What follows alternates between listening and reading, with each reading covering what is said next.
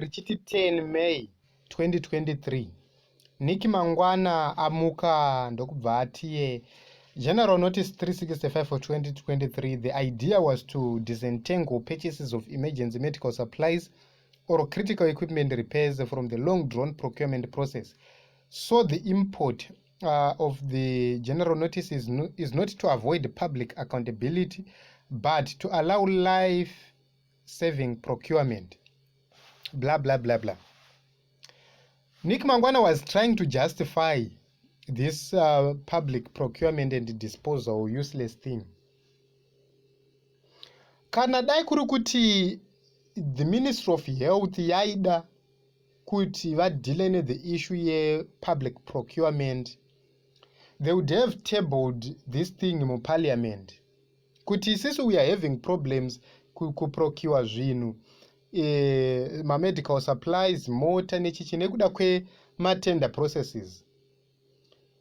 Ndovobva vaisa ivo ma suggestions avo to the Parliament of Zimbabwe, and the Parliament would deal with this matter mu Parliament imomo. Then from Parliament voita an amendment yaiwiriranwa nevanhu vese kuti for sure there is bureaucracy in the tendering process. So what should happen? The ministry itself inenge yakuestablish a procurement board yakungoita procurement direct, but zvinhu izvozvozvo zvichiuya kupublic domain for scrutiny.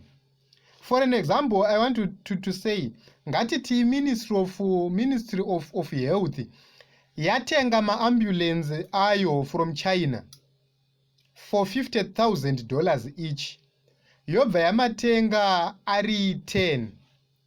That would be 500,000 United States dollars. Vakapa that justification ekuti kana taitenga through a public procurement process itichinda kutenda aizosvika ne-million. That can be justified and say, but we have saved 500,000, which means we can buy additional 10 ambulances.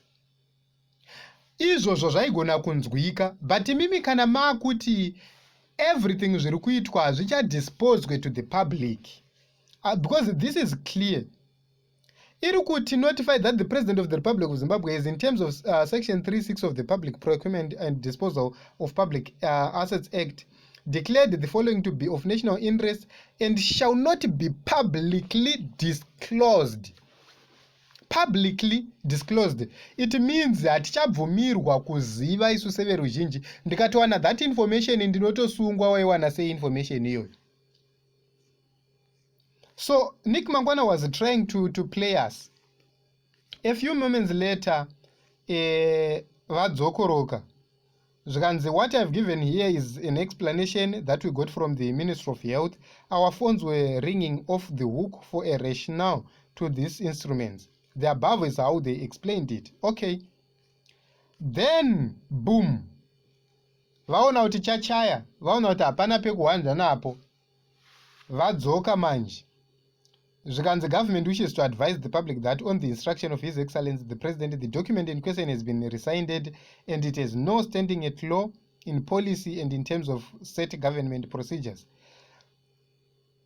Vainalify. So whatever the justification yavangada kupa vanhu ava, chokwadi ndechekungoti vanhu ava dzingori mbavha. They thought that this document would miss the public scrutiny kusvika metsi dzavo dzabudirira, but this time around zvaramba, and it shows how incompetent these people are. Pesapa varakashi vanga vari all over vachizvimasturbetera vachijustify a nonsense. But right now they've come to agree that this document is unlawful. They have to agree that it has no standing at law. They've made a decision. So you would see kuti this is a criminal government, a government full of criminal people, criminals who are just making laws to loot, to empower their looting tactics. and it must stop.